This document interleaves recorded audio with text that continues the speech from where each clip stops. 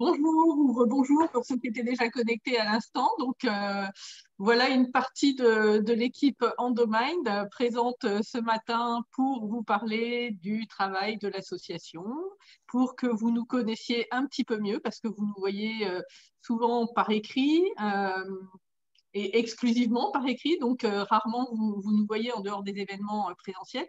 Mais comme on n'a plus d'événements présentiels depuis quelques temps, c'est un petit peu difficile de pouvoir se rencontrer. Donc, on a décidé ce matin de faire ce live pour pouvoir vous communiquer un petit peu d'informations sur le travail de l'association, sur qui sont les bénévoles de l'association, que font-ils, etc., etc. Et vous donner l'occasion aussi de poser toutes vos questions. Tout ce que vous voulez savoir sur l'association et comment, comment vous pouvez aussi interagir avec nous au quotidien et soutenir ce travail-là. Voilà, je vais commencer par moi puisque j'ai la parole. Je suis donc Nathalie, la présidente de l'association et cofondatrice. Donc l'association a été créée en 2014. Nous étions 2 personnes à ce moment-là. Nous avions conscience que on parlait très peu d'endométriose en 2013-2014. On a participé à l'organisation de la première marche mondiale qui a été un petit peu le déclencheur de cette médiatisation, un petit peu le prétexte à pouvoir parler de ce sujet-là.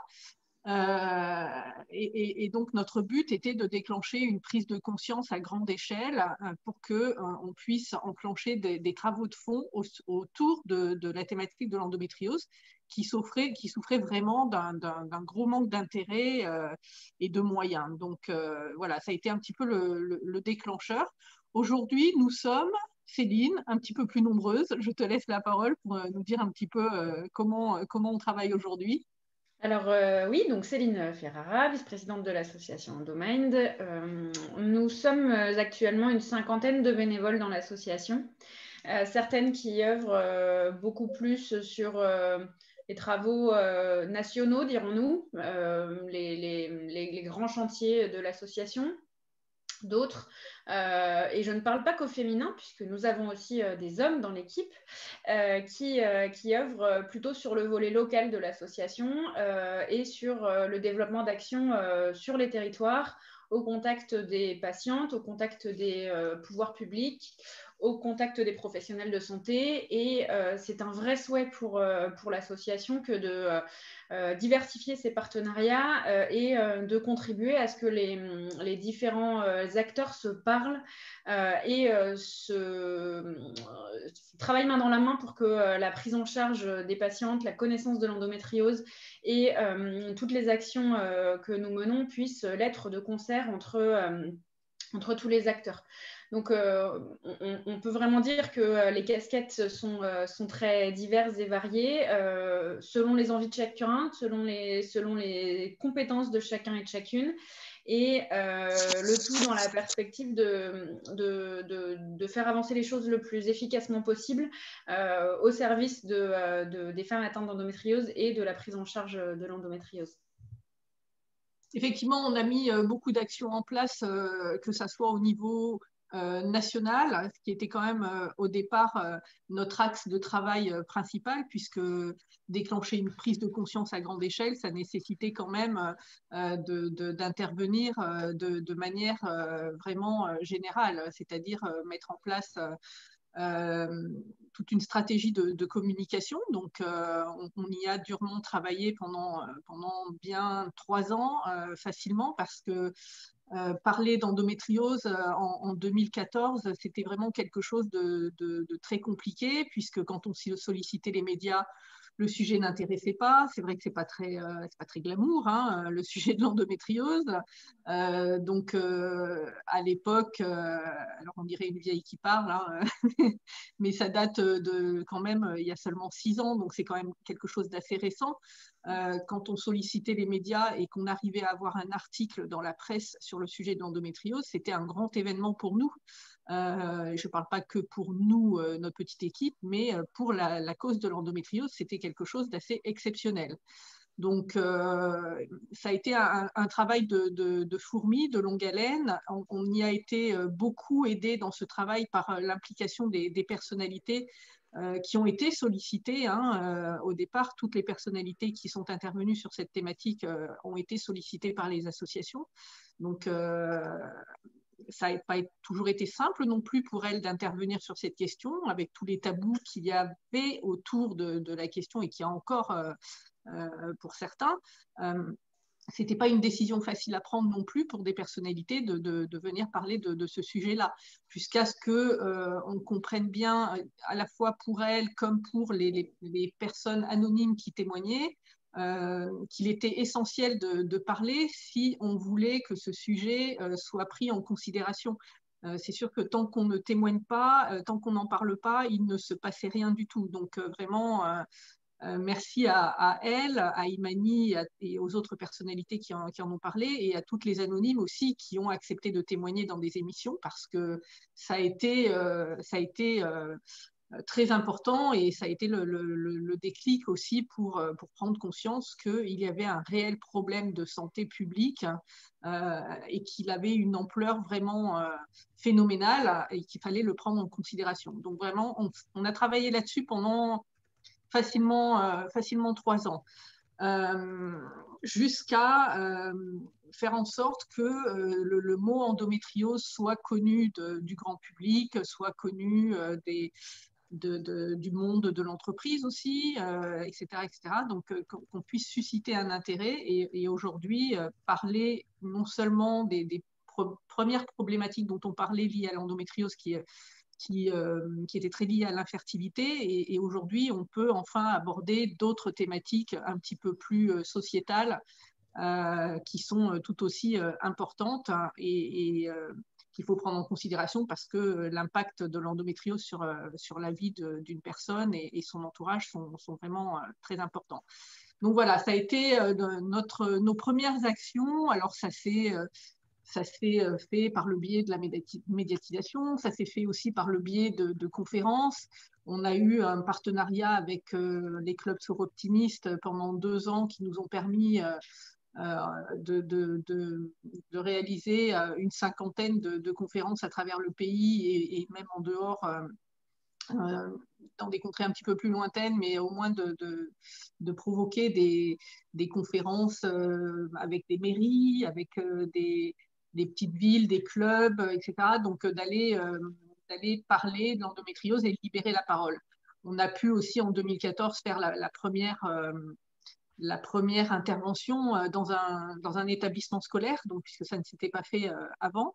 Donc c'est quelque chose qui a été important pour nous de pouvoir voir comment on pouvait aborder aussi ce public-là, parce que c'est pas non plus évident d'aller parler d'endométriose auprès des jeunes filles et des jeunes garçons aussi, puisqu'ils sont aussi intéressés par la thématique. Donc voilà, ça a été un petit peu pendant quelques années comme ça des actions qu'on a pu mener qui ont fini par avoir un effet boule de neige. Donc, j'ai une pensée aussi pour Claire Chaugnot qui a réalisé le tout premier documentaire sur l'endométriose et qui a axé une partie de son documentaire sur le travail de l'association, donc qui nous a accompagnés, qui est venu avec nous voilà, à cette rencontre justement dans un établissement scolaire, qui a suivi le tout premier concert d'Imani pour l'endométriose, qui était un grand événement.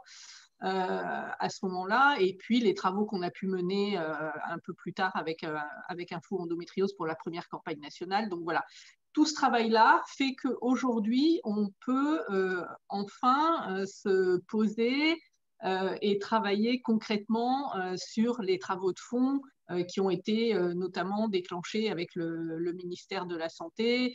Il y a eu des choses qui ont été mises en place avec le ministère de l'Éducation nationale également, avec le ministère des Droits des femmes. Donc ça a été un petit peu, voilà, c'était nos premières intentions. Et puis ensuite, il y a un deuxième volet qui est le travail vraiment directement auprès des malades, puisque c'est un volet tout aussi important, mais on ne peut pas faire l'un sans l'autre. Il faut vraiment qu'on puisse travailler de manière générale à sensibiliser les acteurs de différents secteurs professionnels, institutions, etc., etc. Et d'un côté, le travail auprès des malades pour qu'on puisse faire remonter aussi auprès des institutions ce qu'on peut entendre ce que l'on peut voir sur le terrain, entre guillemets, et ce que vous nous faites passer comme message, qu'on puisse aussi porter cette parole-là et déclencher des travaux. Donc, les premiers travaux qui ont été déclenchés sont la mise à jour des recommandations de bonnes pratiques à destination des professionnels de santé. Donc, l'association a été conviée à collaborer à ce travail. Donc, il s'agissait de mettre à jour un document qui a été émis par la Haute Autorité de Santé qui donne des directives, un petit peu d'orientation de prise en charge de l'endométriose aux professionnels de santé, comment prendre en charge l'endométriose, quels sont les moyens à votre disposition, quels traitements sont préconisés, etc., etc. Donc ça a été un énorme travail qui a duré 1 an et qui nous a permis à nous de nous rendre compte aussi des lacunes qu'il pouvait y avoir au niveau de la formation des professionnels de santé, au niveau de la relation aussi entre soignants et soignés. Donc, au niveau de la recherche aussi, ça c'était un volet très très important puisque moi je me suis rendu compte dans ces travaux-là que les professionnels de santé n'étaient pas en capacité de donner des recommandations parce qu'ils n'avaient pas de preuves scientifiques sur lesquelles s'appuyer. Donc, ça démontrait très clairement, pour moi, à la sortie de ces travaux, qu'il fallait vraiment appuyer sur la recherche et c'est ce qu'on essaye de faire avec l'Endorun aussi, de mettre un petit coup de projecteur sur ce besoin-là. Ensuite, on a des personnes de l'association qui sont un petit peu plus sur le terrain dans les régions. Donc, Céline, si tu veux en parler un petit peu de ce qui se passe avec une partie de l'équipe. Alors, tout le monde n'est pas là avec nous en direct, mais voilà, vous voyez une partie de l'équipe derrière nous sur les photos. Alors, il y a des personnes qui sont en région. Céline, je te laisse la parole. Oui, alors effectivement, je le disais tout à l'heure, on a les grands chantiers dont Nathalie vient de parler. Et puis, on a des actions au contact direct des malades, des pouvoirs publics, des populations pour rendre visible l'endométriose, apporter un soutien direct aux patientes.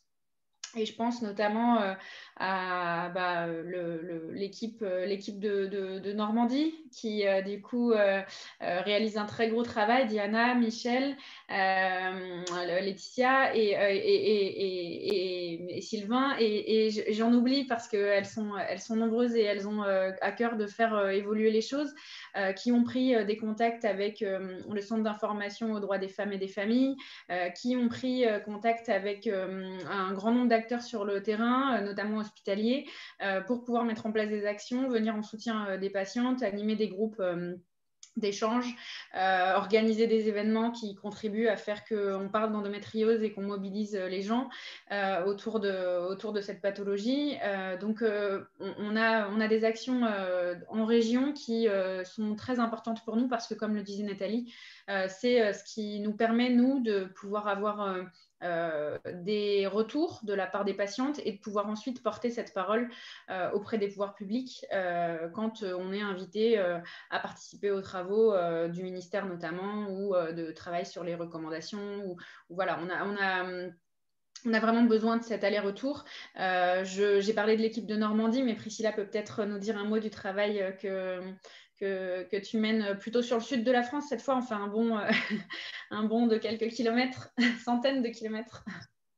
Oui, donc moi je suis en PACA à Marseille, donc représentante région PACA. C'est une région où il y a beaucoup de choses qui se passent. Donc notamment, on a mis en place de l'éducation thérapeutique à la clinique Axiom. Hier, on avait le docteur Christine Lévesque qui était avec nous, avec qui on travaille. On a mis en place des groupes de parole.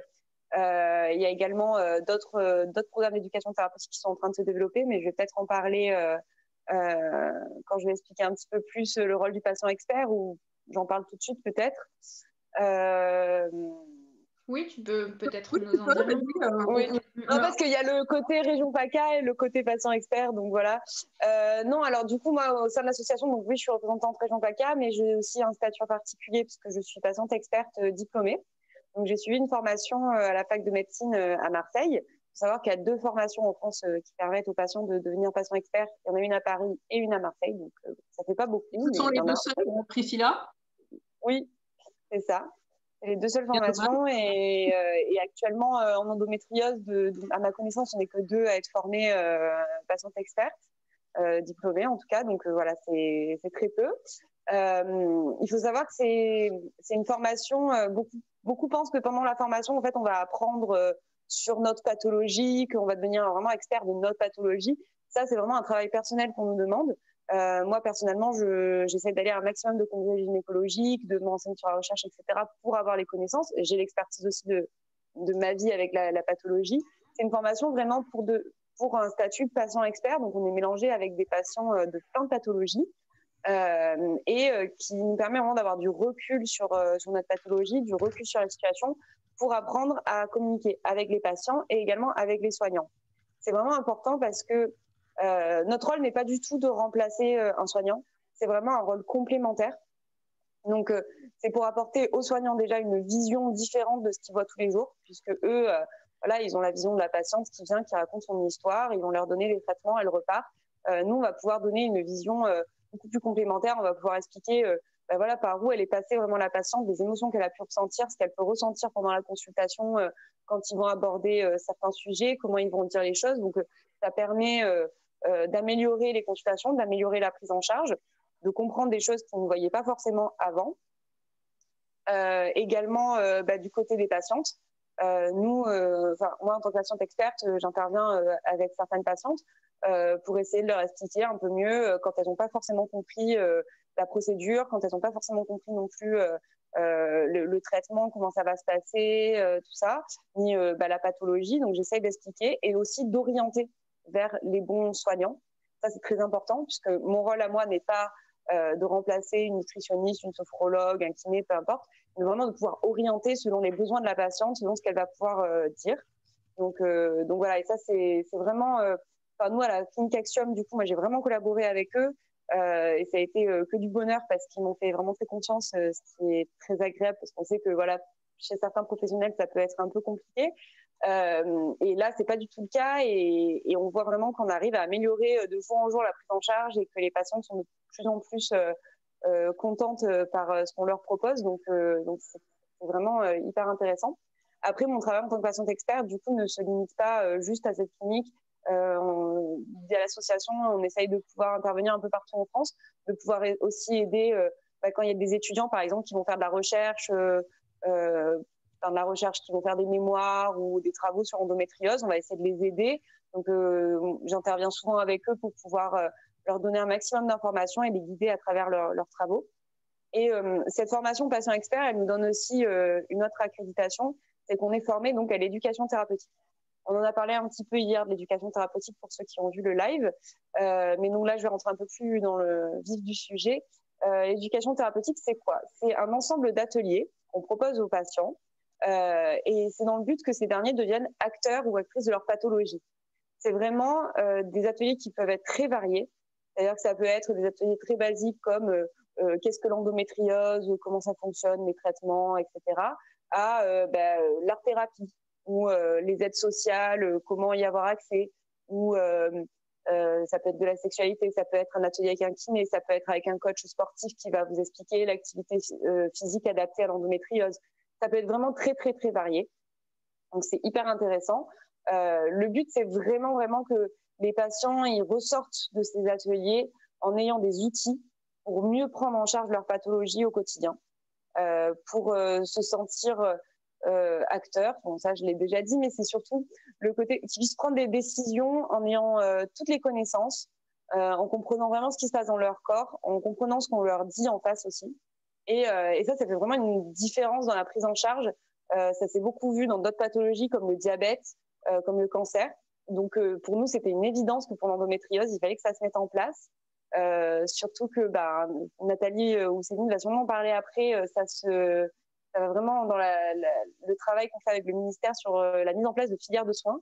Donc voilà. Et donc, on a réussi à en mettre en place un à la Clinique Axiom qui a été validé en septembre. Et cet été, nous avons répondu à un appel à projet. On a sauté sur une occasion et nous avons eu des subventions qu'on a reçues donc de la sécurité sociale afin de pouvoir mettre en place de l'éducation thérapeutique dans d'autres villes Et donc là, nous travaillons d'arrache-pied pour que ça se mette en place rapidement. Ça prend du temps, parce que c'est comme tout, ça prend beaucoup de temps et d'énergie, mais c'est vraiment en train de se développer. Donc nous, notre souhait, c'est qu'il y ait de l'éducation thérapeutique dans un maximum de villes en France, pour que un maximum de patients puissent avoir accès à cette prise en charge, et que la prise en charge de l'endométriose soit au maximum de sa capacité. Et puis pour terminer, ce sont des ateliers qui sont complètement gratuits pour les patientes. Vraiment, il y a rien à débourser. C'est complètement pris en charge par la sécurité sociale et par l'ARS également. Et en fait, c'est accessible vraiment à tout le monde. Pour vous donner un exemple, avec Clinique Axiom, il y a des patients qui ne sont pas suivis là-bas et qui rejoignent le programme d'éducation thérapeutique. Donc voilà, c'est vraiment ouvert à beaucoup d'opportunités. Et donc on espère, quand les travaux vont pouvoir se concrétiser encore plus, vous communiquer là-dessus et que vous ayez accès à cette prise en charge rapidement. Merci Priscilla, parce que c'est un gros travail que tu fais. Donc tu es aidée bien sûr par d'autres personnes de l'association. Oui, je pense à Laura qui t'aide sur ce gros sujet. C'est bien de rappeler que c'est aussi gratuit pour les malades et que ce financement aussi, alors pour pouvoir être intervenant sur ces programmes d'éducation thérapeutique, il faut aussi avoir suivi une formation qui est obligatoire. Donc, ce n'est pas uniquement n'importe quel professionnel de santé ou autre qui peut intervenir sur ces programmes d'éducation thérapeutique. Les personnes doivent avoir suivi une formation obligatoire. Et le financement que l'association a pu avoir permet aussi d'encourager les intervenants et de prendre en charge quasiment la totalité de leur formation. Donc ça, c'est important. Voilà, parce que ça permet d'avoir un petit peu plus d'intervenants et de développer ces programmes un petit peu partout. Donc notre intention, c'est évidemment de les proposer en priorité dans les centres qui sont déjà un petit peu organisés pour la prise en charge de l'endométriose. Mais l'autre partie du travail de l'association, c'est aussi quand il y a des centres, des structures qui essayent de s'organiser autour de la prise en charge de l'endométriose, de les aider à le faire. Parce qu'on peut avoir, ça peut arriver, des retours d'un centre qui ne sont pas très bons parce que ça cafouille un petit peu, ils ne sont pas encore au point, etc. Et notre but, ce n'est pas de leur dire non, vous n'êtes pas bon et on ne veut pas travailler avec vous. Au contraire, c'est de leur dire oui, c'est super que vous essayez de vous mettre en place pour l'endométriose. On en a besoin. Il y a 4 millions de patientes en France qui sont atteintes de cette maladie. Donc, il faut effectivement qu'on les aide à se mettre en place. Et c'est un des rôles de l'association aussi. Et là, pour le coup, ce programme d'éducation thérapeutique nous permet de collaborer vraiment directement avec eux. On a actuellement, il y a en cours une dizaine de travaux. On est en pourparlers avec une dizaine de centres comme ça pour mettre en place ces programmes d'éducation thérapeutique un petit peu partout en France. Donc un gros travail. Merci Priscilla pour ça. Priscilla, nous avions une question sur YouTube d'une personne qui nous demande si tu peux en dire un petit peu plus sur la formation de patiente experte. Est-ce que tu peux nous expliquer un petit peu comment ça s'est passé pour toi et comment ça se met en place? Oui, alors donc comme je disais, il y a 2 formations en France, à Paris et à Marseille. Donc moi, je peux parler surtout de celle à Marseille puisque c'est celle que j'ai faite. Donc c'est une formation qui se passe sur 6 mois. C'est un certificat universitaire et après on peut faire une deuxième formation de 6 mois qui est le DU. Donc on est une quinzaine de patients réunis.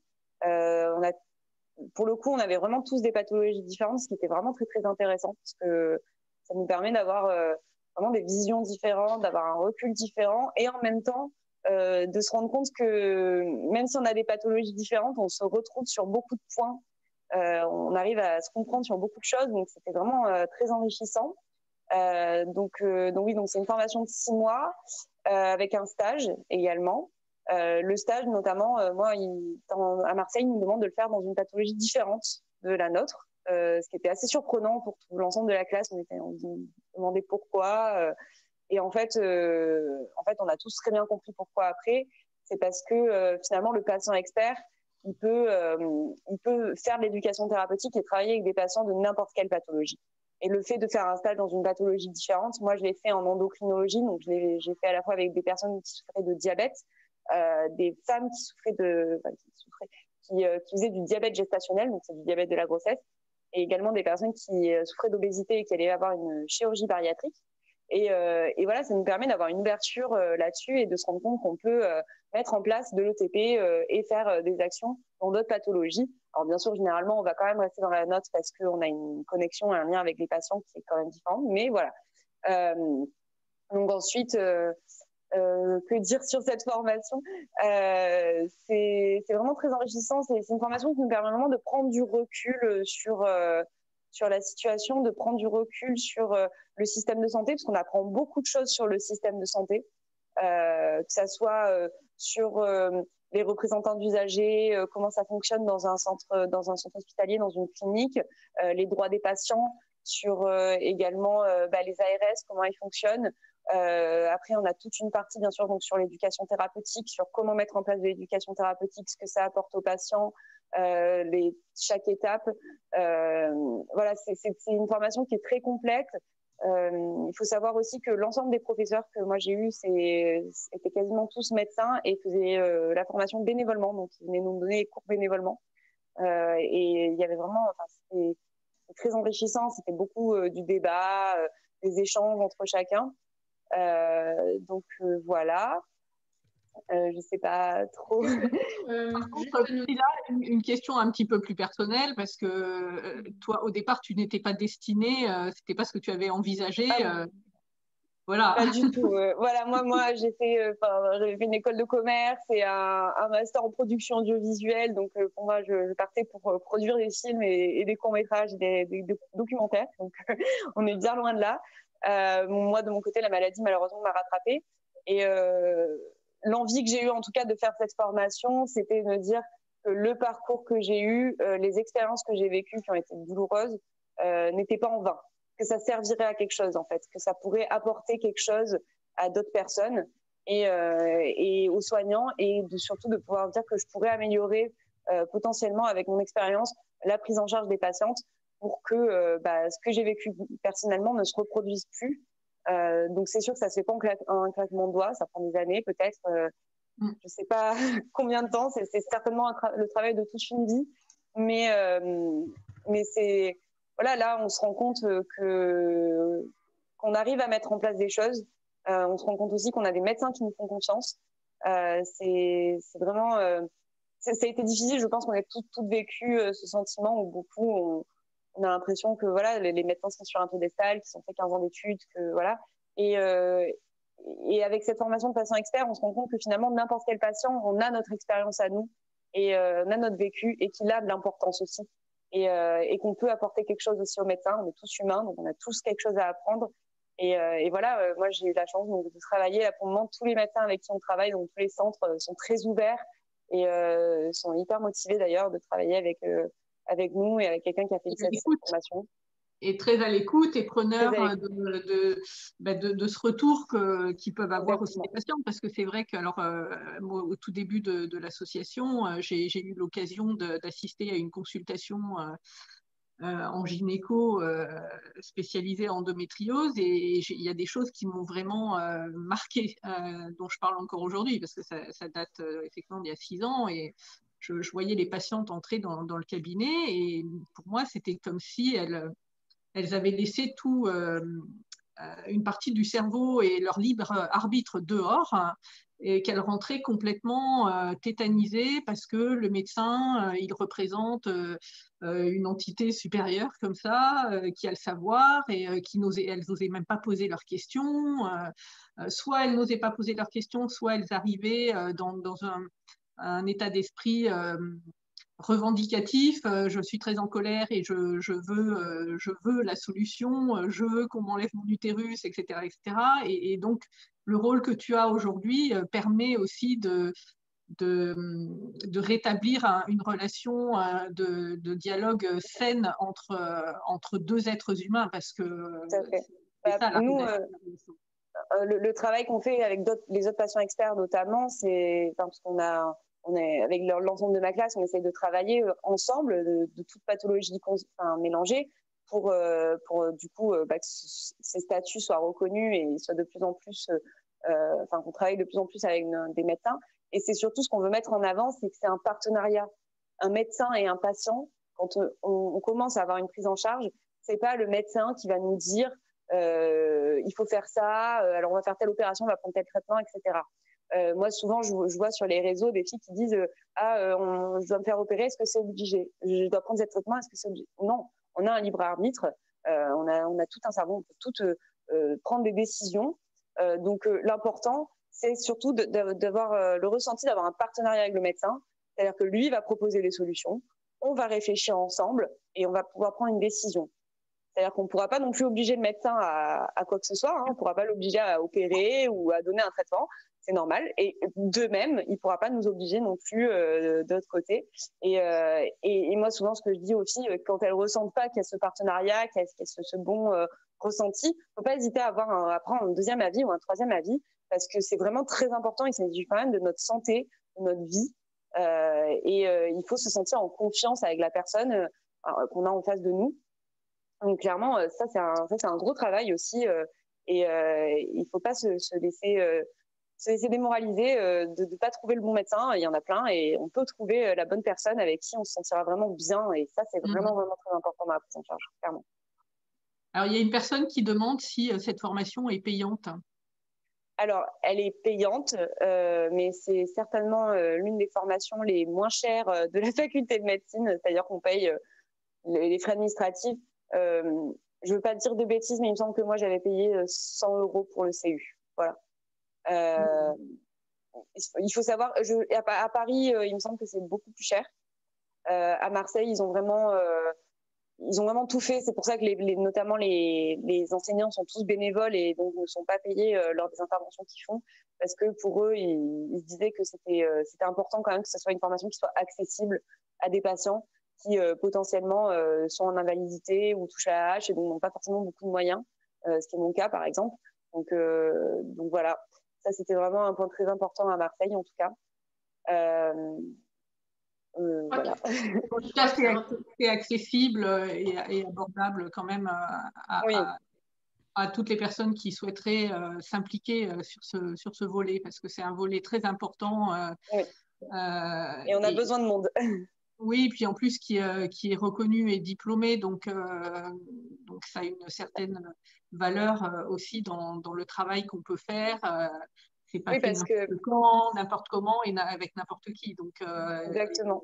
Vraiment, ce que j'ai peut-être oublié de mentionner, c'est que le travail qu'on fait après en éducation thérapeutique, donc moi j'ai pu amener le projet d'éducation thérapeutique dans plusieurs centres, mais aujourd'hui j'anime des ateliers. Donc les ateliers, ils sont obligatoirement animés par quelqu'un qui est professionnel de l'atelier. Donc si c'est un atelier sur la nutrition, il faudra que ça soit un ou une nutritionniste ou diététicien, diététicienne.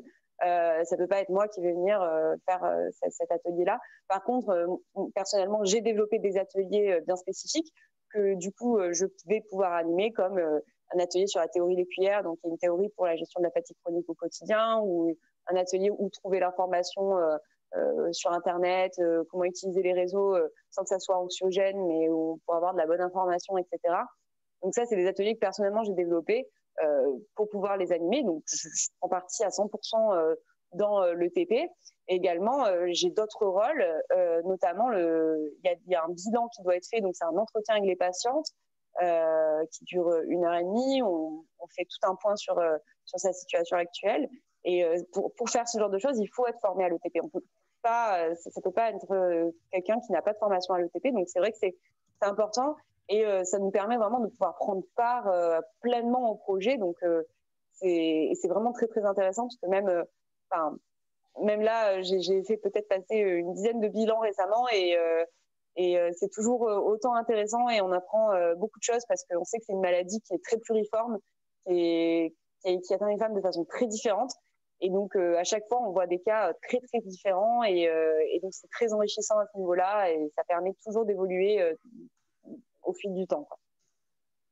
D'accord, bah, écoute, c'est super. En tout cas, ça, c'est une compétence énorme que tu as acquise. Donc, vraiment, bravo pour ce courage que tu as eu de rebondir aussi, parce que effectivement, c'est le cas de tous les bénévoles de l'association. On est des malades pour la majorité, mais on a des métiers, on a des vies aussi.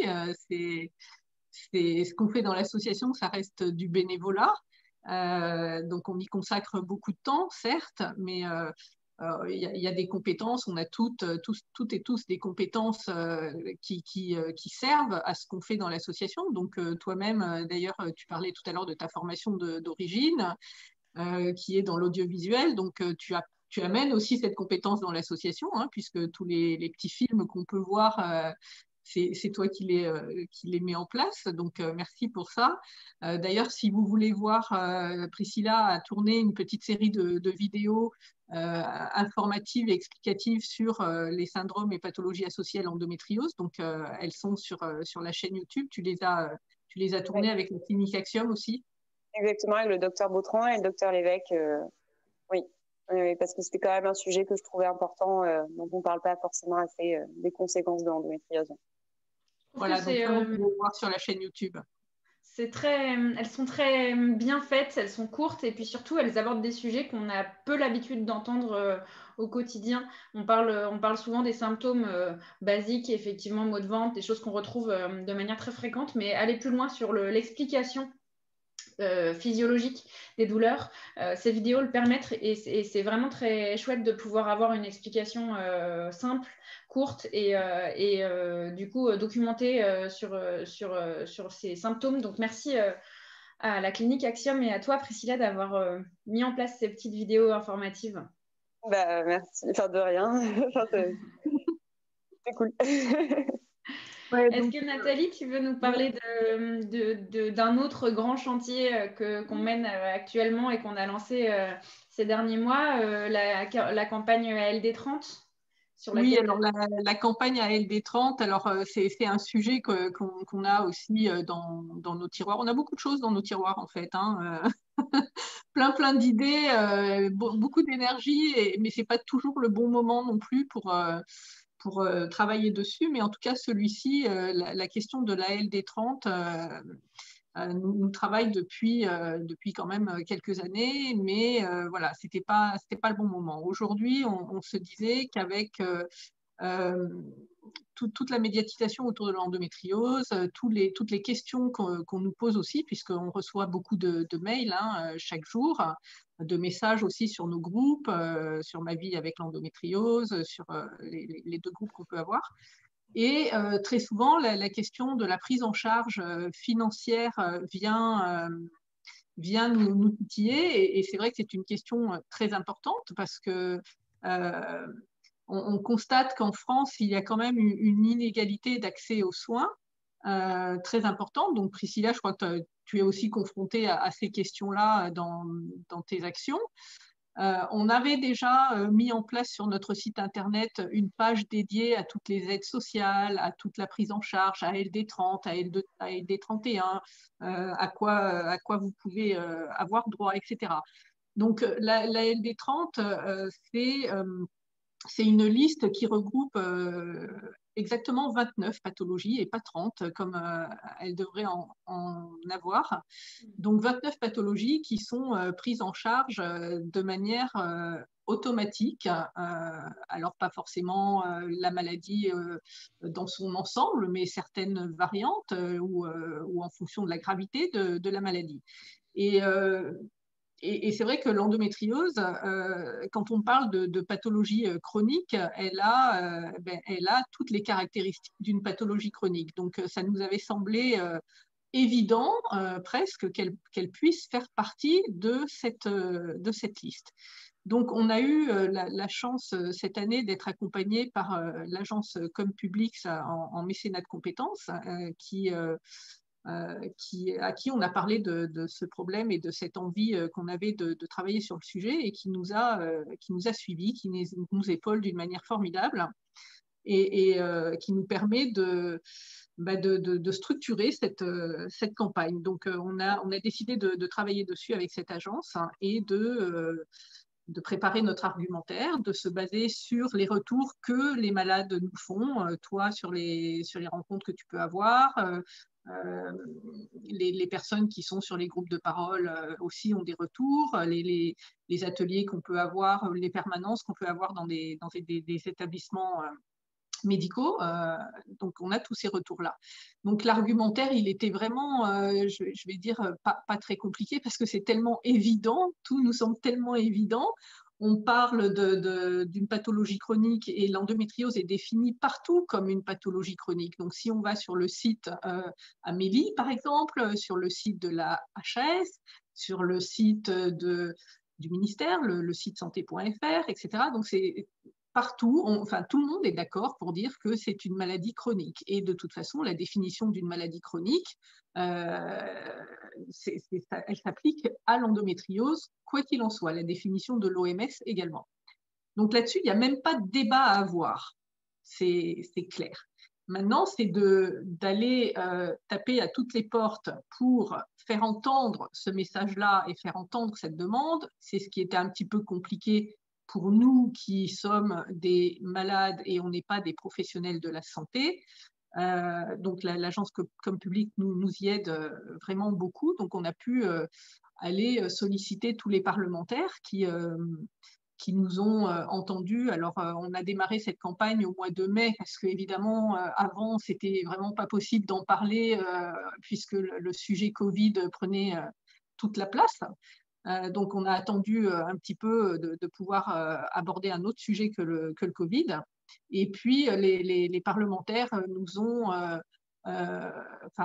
reçus alors, en premier lieu en visioconférence. Donc, j'ai pu avoir une première visio au mois de juin avec Madame Véronique Louwagie, qui a été vraiment formidable à l'écoute et qui a été sensibilisée à la cause de l'endométriose et qui a mis en place des choses aussi à son niveau et avec les outils qu'elle avait à sa disposition. Et puis, plusieurs entretiens comme ça, donc je ne sais pas exactement combien d'échanges j'ai pu avoir, mais j'en ai eu de nombreux pendant tout l'été et encore au mois de septembre, octobre, et il y en a d'autres encore prévus le mois prochain. Mais en tout cas, ce que j'ai pu constater, c'est que alors, il y avait des députés qui n'avaient jamais entendu parler d'endométriose, donc c'était un moyen aussi pour nous de les sensibiliser à cette question de santé, de les y intéresser pour certains. Et puis pour d'autres, ça a été de les convaincre d'agir à nos côtés, d'agir pour nous aussi, puisqu'ils ont des moyens à leur disposition que nous, on n'a pas. Donc vraiment, en tout cas, l'accueil était positif chez tout le monde, vraiment tout le monde. Donc là, après plusieurs échanges qu'on a pu avoir, il y a des choses qui ont été mises en place. Donc, les députés ont pu envoyer des courriers au ministère de la Santé, adressés directement à Olivier Véran.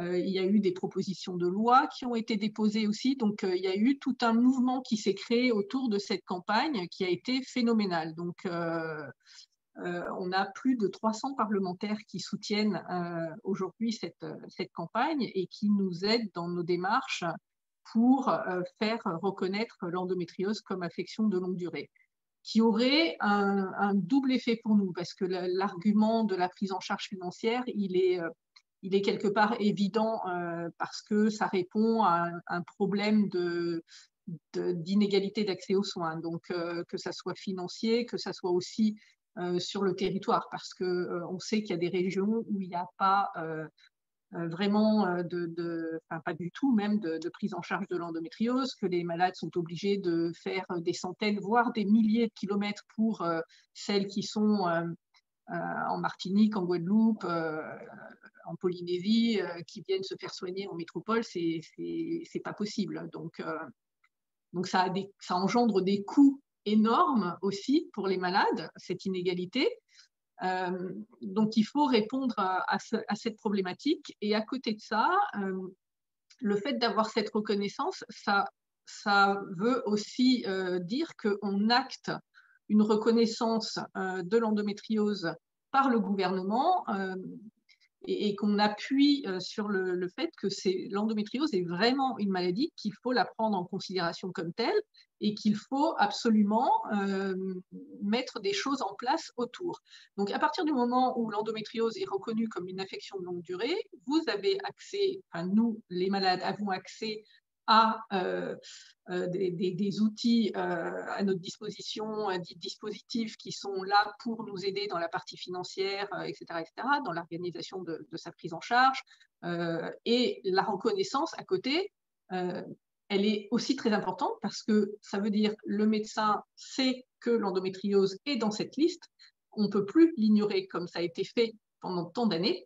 Donc, se dire aujourd'hui que voilà, c'est une maladie chronique qui doit être prise en considération, elle est reconnue comme telle par le gouvernement, ça déclenche forcément beaucoup d'autres choses autour.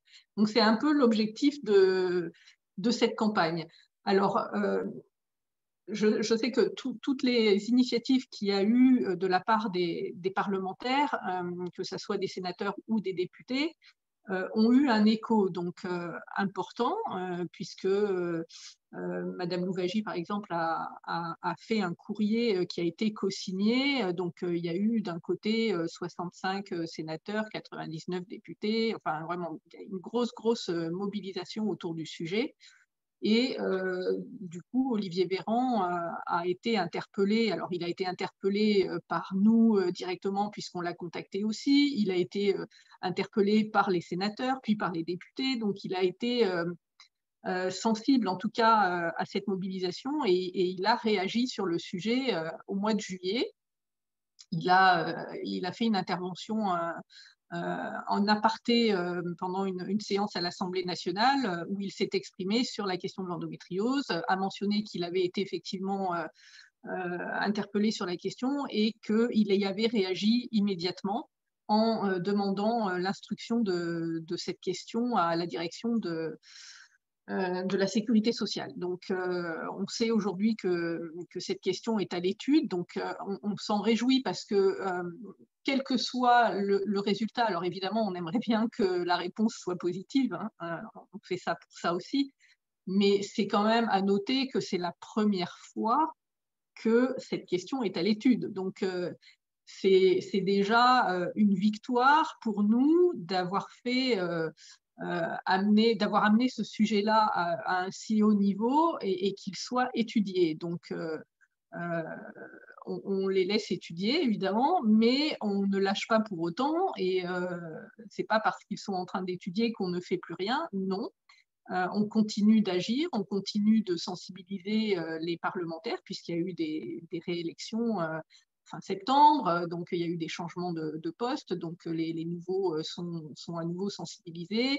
Donc c'est un travail de longue haleine qui est vraiment intéressant, hein, parce qu'on découvre que tous les parlementaires ne connaissent pas non plus la question de l'endométriose. Donc, si on veut qu'ils agissent, il faut les sensibiliser, il faut les informer sur le sujet. Donc, c'est ce qu'on continue à faire. Et puis là, on a pu être auditionné aussi au mois de septembre par le Haut Conseil à l'égalité. Enfin, il y a eu un rapport qui est paru au mois de février sur les menstruations, un rapport parlementaire dans lequel il y avait une grosse partie sur l'endométriose. Donc, nous, on avait regretté de ne pas avoir été interrogés pour la préparation de ce travail. On a eu l'occasion pendant cette campagne de parler avec une des rapporteuses de ce travail et de pouvoir lui apporter notre éclairage aussi, parce qu'il nous semblait que son travail était essentiel. Elle y avait fait une grosse part sur l'endométriose, mais il manquait de quelques arguments aussi importants pour nous. Donc, on a pu aussi compléter ces travaux-là. Donc, c'est important pour nous. Alors, c'est pas, comme on disait avec Priscilla tout à l'heure, c'est pas ta vocation au départ de faire ça. C'est pas non plus la mienne au départ de faire ça, puisque j'ai un autre métier dans la vie. J'organise des voyages, donc c'est pas du tout. Là, je suis très très loin de mes compétences professionnelles. Mais en tout cas, voilà, ça nous tient à cœur à toutes d'avancer. Donc, on prend sur soi, on se forme, on se documente et puis on y va. Voilà, on va parler et puis on est l'accueil qu'on a effectivement nous conforte dans l'idée qu'on est sur la bonne voie et dans la bonne direction et il faut surtout pas lâcher. Donc le mois prochain, je serai auditionnée par le ministère des Droits des Femmes. Donc j'espère que ça portera encore ses fruits, que ça permettra d'appuyer encore notre demande. Voilà, donc en tout cas, pour les personnes qui se posent des questions sur l'ALD, l'ALD 30, l'ALD 31, alors l'ALD 30, vraiment, je ne rentre pas dans les détails, mais l'ALD 30, ça permet d'avoir une reconnaissance automatique. Mais aujourd'hui, on a quand même accès à la liste ALD 31 qui permet d'avoir des droits aussi de prise en charge. Donc, on peut y avoir accès, c'est sur dossier, donc il ne faut pas hésiter à faire des demandes de prise en charge. Ça peut, il y a pas mal de personnes qui l'ont, hein. Donc ça, par contre, ça va être sur votre dossier. Priscilla, peut-être que tu peux nous expliquer comment ça fonctionne, comment s'y prendre pour faire cette demande. Oui, alors c'est une demande qui est assez simple en fait. Ça peut être n'importe quel médecin, même pas forcément le médecin traitant, ça peut être même le gynéco, n'importe quel spécialiste qui va faire la demande en ligne. Donc ça peut être surprenant parce qu'en fait, il n'y avait pas beaucoup d'informations à remplir. Ça prend littéralement 2 minutes. Donc c'est pour ça que des fois, je vois certaines qui sont surprises parce qu'elles ont une grosse endométriose avec plusieurs opérations et elles se voient avoir leur ALD refusé. C'est parce qu'en fait, il y a très peu d'informations qui sont envoyées dans le dossier. Donc si c'est le cas, si jamais vous avez un refus, il ne faut pas hésiter à faire appel. On peut faire appel plusieurs fois. Donc, il y a la procédure d'ailleurs d'appel qui est dans la lettre quand on a un refus. Moi, personnellement, j'avais eu un refus la première fois. J'ai fait appel, je l'ai eu ensuite. Donc voilà, il ne faut pas hésiter parce que c'est encore très compliqué vu que, comme tu disais, Nathalie, il y a beaucoup de gens qui ne connaissent pas l'endométriose. Donc, quand certains reçoivent la demande pour une ALD, ils voient endométriose. S'ils sont sensibilisés, ils vont peut-être dire oui. S'ils ne sont pas sensibilisés, ils vont peut-être dire non. Donc voilà, c'est très aléatoire, donc il ne faut pas hésiter à insister à ce niveau-là. Et c'est pour ça qu'on essaye d'avoir la LD 30 pour que ça ne soit plus aléatoire, justement. On sait aussi que c'est dur pour le moral, c'est dur pour les femmes quand elles reçoivent un refus parce qu'on a l'impression qu'encore une fois, on leur dit que leur maladie n'est pas importante, que leur handicap n'est pas réel, et alors que ce n'est pas du tout le cas. Donc voilà, il faut pas lâcher, en tout cas, il faut continuer à se battre, même si des fois ça peut être difficile. C'est vos droits, en tout cas. Tout à fait. Merci d'avoir complété là-dessus. Donc voilà, pour la question de la campagne ALD 30, on croise les doigts. En tout cas, il y a des actions prévues encore, même avec des parlementaires. Donc ils restent mobilisés et ça, c'est important pour nous.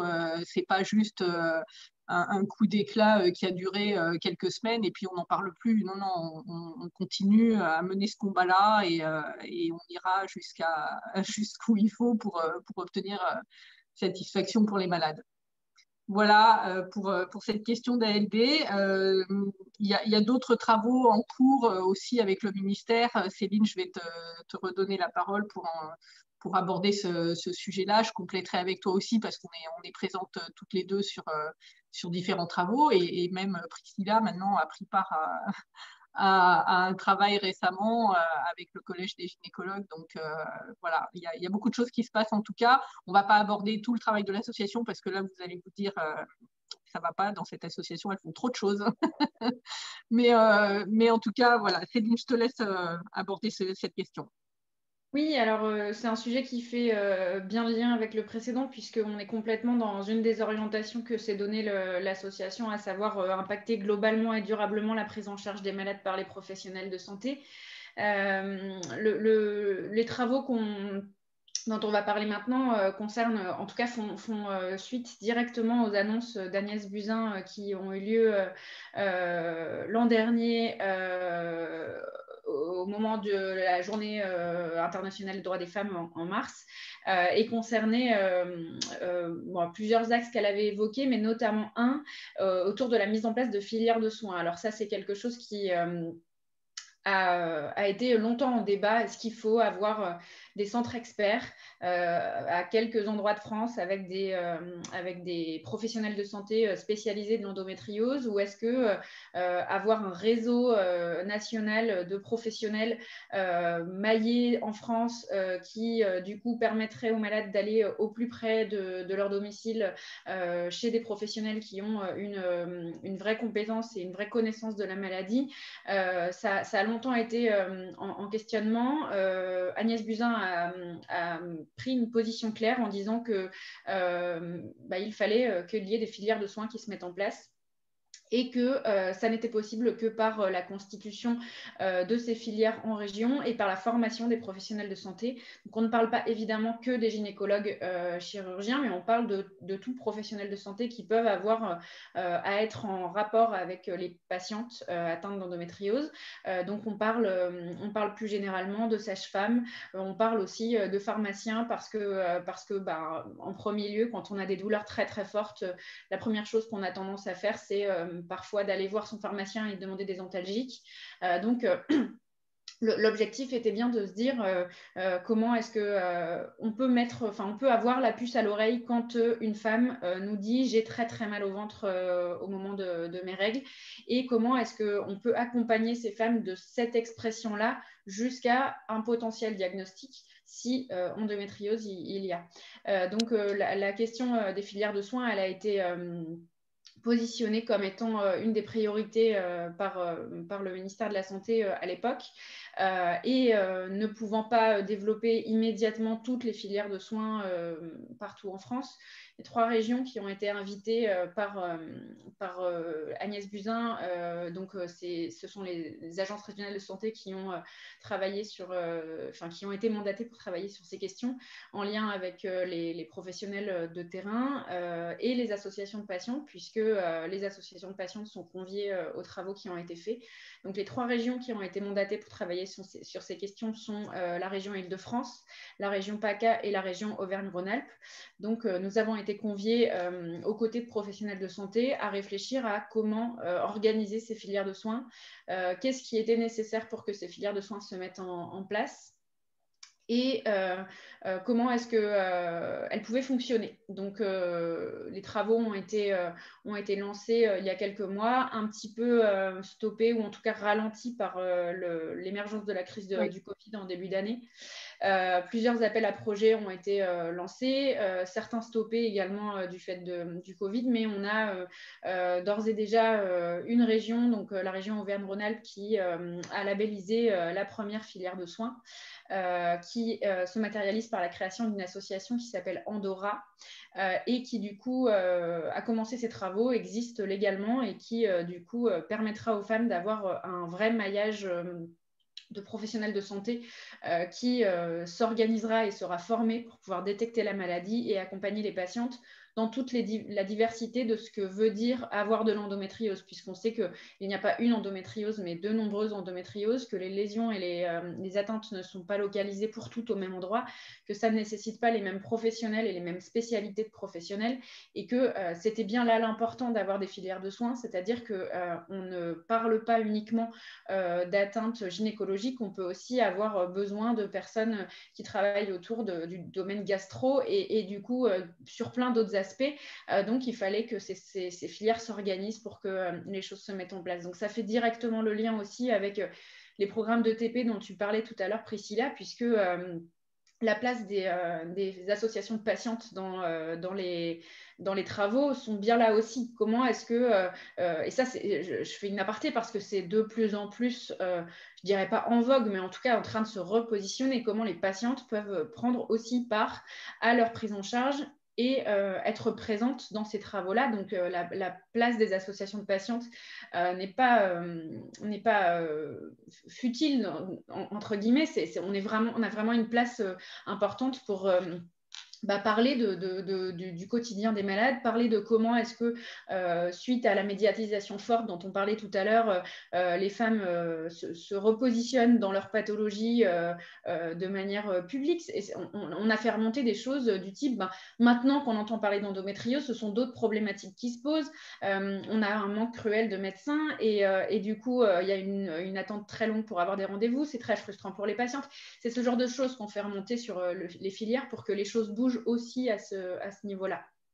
Donc voilà pour les travaux qui ont été menés, puis qui sont encore en cours, puisque ça n'est pas terminé. Bien entendu, on n'en restera pas à 3 régions. Ce n'était pas la volonté d'Agnès. C'est sûr, c'est le but, effectivement, c'est qu'il y ait davantage de filières qui se mettent en place. Donc, pour compléter ce que tu disais, Céline, alors, la question, c'est pas faut-il ou non des centres experts plutôt que des filières d'endométriose. Les centres experts, c'est vrai qu'on a déjà eu à débattre de ce sujet-là, mais tel qu'il nous avait été présenté au départ, ils étaient très axés sur la chirurgie, et nous, on avait à cœur vraiment de proposer une prise en charge plus globale et de prendre en considération toutes les malades et pas uniquement celles qui ont un besoin de chirurgie. Donc, un centre expert, oui, c'est important, mais en étant très, très basique, même si on a 10 centres experts ou même 30 en France, on parle de plusieurs millions de malades. Donc, il faut répondre à cette demande-là. C'est énorme. Et Nathalie, si je peux rajouter également, il y a pour celles qui ont besoin peut-être de se faire opérer, il y a et après la chirurgie, voilà. Parce que je me souviendrai, c'était un échange qu'on avait eu avec le docteur Tassi qui est à Nice, qui nous avait dit, lui, voilà, c'est un chirurgien spécialisé, mais il peut pas non plus s'occuper de faire le suivi des patientes derrière pour faire juste un renouvellement de traitement ou des choses comme ça. Il faut qu'il y ait des gynécos de ville qui soient formés pour pouvoir faire le suivi, parce que sinon, justement, c'est pour ça qu'on a 6 mois, 1 an d'attente des fois pour avoir un rendez-vous avec un chirurgien spécialisé. Et ça, c'est plus possible. Donc, c'est très important de désengorger les centres experts pour qui, eux, suivent surtout celles qui ont besoin effectivement de la chirurgie, mais que même une fois qu'elles ont eu leur chirurgie, elles puissent être suivies par leur gynéco de ville qui connaît la maladie et qui pourra les prendre en charge dans la globalité et les rediriger de nouveau vers le chirurgien spécialisé s'il y a nécessité, quoi. C'est ça, et c'était pour nous flagrant. Si on parle de plusieurs millions de personnes, et puis déjà, une personne qui a des symptômes d'endométriose, mais sans savoir ce qu'elle a, à quel moment elle arrive dans un centre expert. Il faut bien qu'il y ait eu un cheminement qui l'ait amené dans ce centre expert. Donc, ça veut dire que mais je parle de manière très basique, il faut que soit le pharmacien, soit le médecin de ville, son généraliste, et quand même tilter à un moment donné sur les symptômes et penser à l'endométriose et investiguer de ce côté-là, et qu'effectivement, s'il s'avère qu'il y a une endométriose compliquée, qu'elle soit adressée au centre expert. Donc, c'était vraiment, nous, cette vision-là qui nous importait et qu'on a défendu. Donc, on est ravis d'avoir été entendus de ce côté-là. C'était important. Donc, aujourd'hui, effectivement, il y a ces 3 régions pilotes. Alors, on sait qu'en région Île-de-France, les candidatures des structures qui se proposent comme étant partie prenante de ces filières de soins sont à déposer au plus tard le 30 décembre. Donc, on sait qu'il y a des travaux en cours, qu'il y a des centres qui s'organisent, qui proposent leurs services, etc., qui nous ont sollicité pour justement les programmes d'éducation thérapeutique. Donc, c'est en train de bouger. La filière Andora dont tu parlais, Céline, effectivement, a été labellisée. Donc, on a été contacté très récemment pour intégrer le conseil d'administration de cette filière de soins. Donc, on va pouvoir avoir une participation plus active dans la structuration, dans son fonctionnement aussi, puisque les associations ont ce rôle de lien entre la parole des soignants et celle des malades. Donc, c'est important qu'on puisse aussi travailler là-dessus. Et puis, la région PACA, alors, on peut le dire très honnêtement, nous, on n'a rien vu, on est dans la région PACA, donc On travaille avec des professionnels de santé, plusieurs, sur la région, que ce soit à Marseille, que ce soit à Nice, que ce soit à Antibes.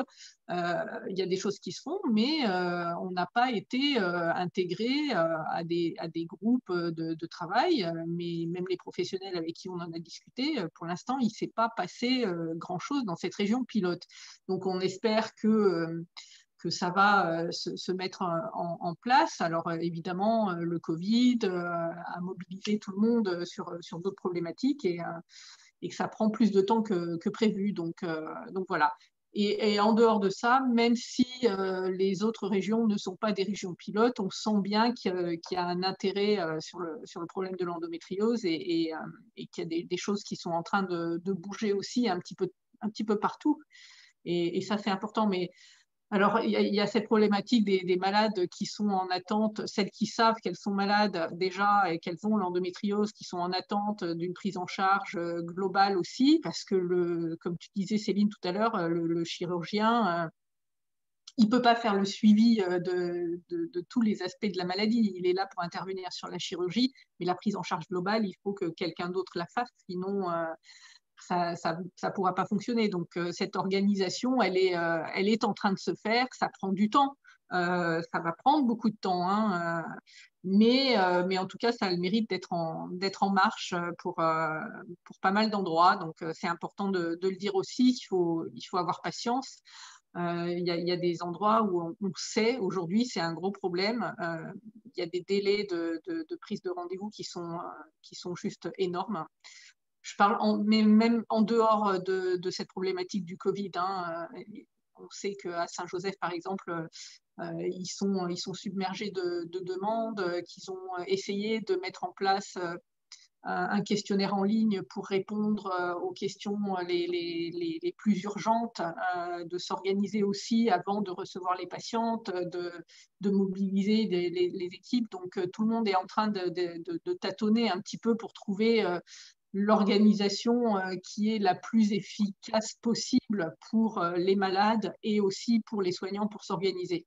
Voilà, donc, alors je mentionne Saint-Joseph, mais c'est le cas ailleurs aussi, il n'y a pas que chez eux.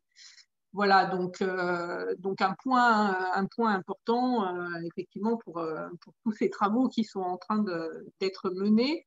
Les ARS sont impliqués, évidemment, là-dessus. On sait aussi qu'il y a des travaux qui ont été mis en place autour de la formation des professionnels de santé, parce que ça, c'est une évidence qu'aujourd'hui, il n'y a pas assez de professionnels formés à l'endométriose, que c'est une nécessité, c'est une maladie vraiment particulière.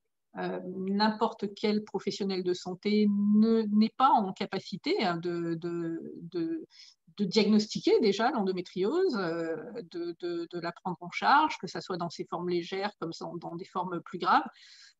Donc le ministère a quand même acté cette année l'intégration de l'endométriose dans le programme de médecine. Donc ça, c'était aussi une demande des associations de patientes et de la nôtre depuis longtemps, parce que c'est un constat qu'on fait.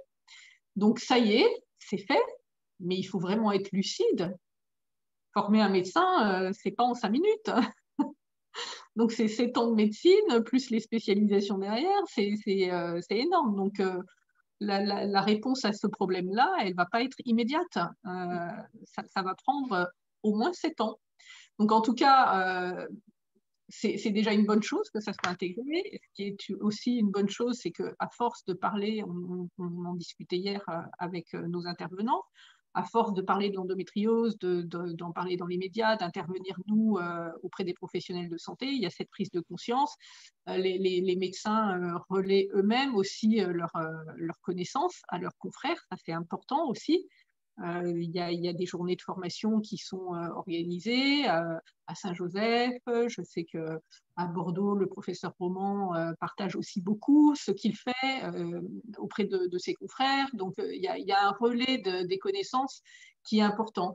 Et puis tous ces professionnels de santé sont aussi sont aussi en relation avec des étudiants en médecine, puisqu'ils interviennent dans les facs aussi.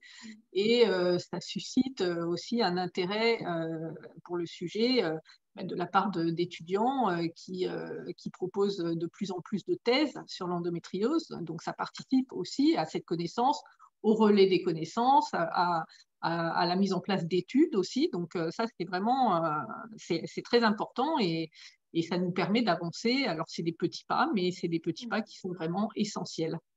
Voilà pour ce travail-là. Je crois qu'effectivement, il y a quelque chose qui maintenant nous semble assez fluide à dire et qui, du coup, n'est plus. Alors, ça reste exceptionnel, mais c'est important de pouvoir montrer comment les choses ont cheminé. On dit qu'on est en lien avec les agences régionales de santé, avec les ministères, avec les parlementaires, avec un certain nombre de personnes qui peuvent faire changer les choses. Ce n'était absolument pas le cas au moment de la création de l'association. Et du coup, je pense que ça vaut le coup d'être souligné. Et ça me permet aussi de faire un petit rappel parce que c'est quelque chose qui nous semble important et qu'on déplore régulièrement. Une association, n'importe quelle association en France, si elle veut acquérir de la légitimité et pouvoir avoir droit de parler, d'être légitime dans sa prise de parole, notamment auprès des pouvoirs publics, à savoir les gens qui font changer les choses, il faut qu'elles aient des adhésions. C'est quelque chose qui peut paraître anodin. Prendre une adhésion, chez Endomind, c'est 10 €. Donc, ce n'est pas monstrueux, mais ça peut paraître anodin. Et en fait, souvent, le commun des mortels ne comprend pas à quel point une adhésion est importante. C'est crucial, en fait. C'est plus qu'important, c'est vraiment crucial parce que au-delà de ces 10 € multipliés par X centaines ou milliers d'adhérents, c'est aussi un nombre d'adhérents qui est affiché auprès des pouvoirs publics quand on se présente et pour leur parler de la thématique qui nous occupe et qui nous préoccupe. Et forcément, on a beaucoup plus de poids quand on a 5000 adhérents par rapport à si on en avait une centaine. Donc, ce live nous permet aussi de vous rappeler qu'effectivement, au-delà de la ressource financière que constituent les adhésions, vos adhésions nous sont très importantes parce qu'elles permettent d'asseoir notre légitimité auprès des pouvoirs publics. Et on sait qu'aujourd'hui, les choses changeront parce que les pouvoirs publics auront pris en compte, nous auront écoutés, nous auront entendus et auront compris à quel point notre propos est légitime parce qu'on a des patientes derrière qui nous soutiennent.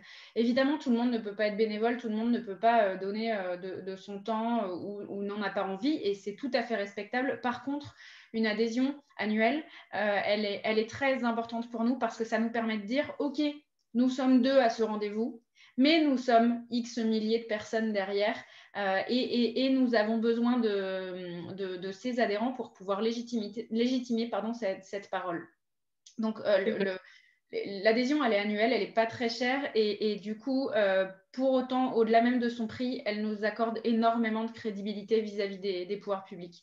Donc, n'hésitez pas à prendre vos adhésions. Vous pouvez aller sur notre site, on a une rubrique adhésion et je le répète encore, effectivement, les dons sont importants. La ressource financière que constituent ces adhésions est importante, mais au-delà de ça, c'est vraiment le nombre d'adhérents qui nous permet, nous, d'arriver avec une écoute bien différente de la part de nos interlocuteurs quand on est invité au ministère et qu'on parle auprès de pouvoirs publics. Mais merci Céline de le rappeler parce qu'effectivement c'est quelque chose de très important et du coup on peut peut-être aussi parler du fonctionnement de l'association. Donc on est, tu disais tout à l'heure, une cinquantaine dans l'association, on est toutes et tous des bénévoles. Donc nous ne sommes pas des salariés, on a des métiers à côté. On donne de notre temps libre pour cette cause et pour aller rencontrer tous les gens dont on parlait, pour travailler avec les professionnels de santé. Voilà, donc les ressources de l'association sont vraiment liées à vos adhésions et à vos dons, exclusivement. Alors, il peut nous arriver d'aller demander de l'aide pour mettre en place certains événements. Mais pour le fonctionnement en lui-même de l'association, il n'y a pas de ressources dédiées. C'est vraiment ça.